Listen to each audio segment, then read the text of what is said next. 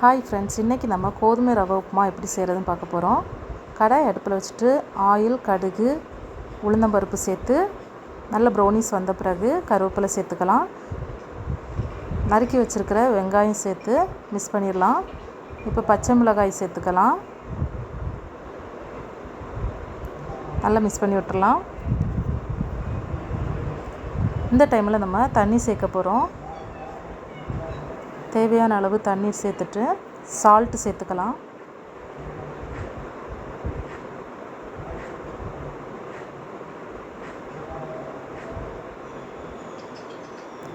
தண்ணி ஒரு கொதி வந்த உடனே கோதுமை ரவை உப்புமா மாவு சேர்த்துக்கிறேன்.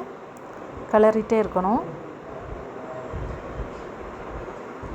இந்த டைமில் நம்ம ஒரு 5 மினிட்ஸ் மூடி வச்சுக்கலாம்.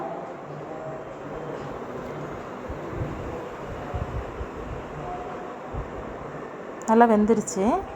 இந்த டைமில் நம்ம மல்லி இலை நறுக்கி சின்னதாக நறுக்கி வச்சுருக்குறோம், அதை சேர்த்துக்கலாம். சேர்த்து நல்லா கிளறி விட்டுக்கலாம். இதுக்கு நம்ம தேங்காய் சட்னி, சாம்பார் வச்சு சேர்த்து சாப்பிட்டா ரொம்ப டேஸ்டியாக இருக்கும். நீங்களும் வீட்டில் செஞ்சு பாருங்கள். இந்த வீடியோ பிடிச்சிருந்தா லைக் பண்ணுங்கள், ஷேர் பண்ணுங்கள், சப்ஸ்கிரைப் பண்ணுங்கள்.